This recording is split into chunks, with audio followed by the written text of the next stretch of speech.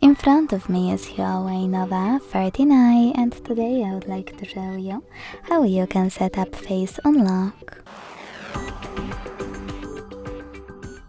Begin by opening settings and scrolling to click on biometrics and password.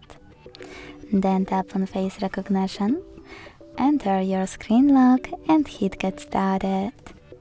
Keep your face in frame and follow all of the instructions from your screen.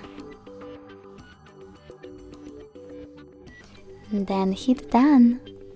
So when I go back, switch off my screen and turn it back on, I can see that face unlock is working properly. Thanks so much for watching. If you enjoyed this video, leave a like, comment and subscribe. Bye!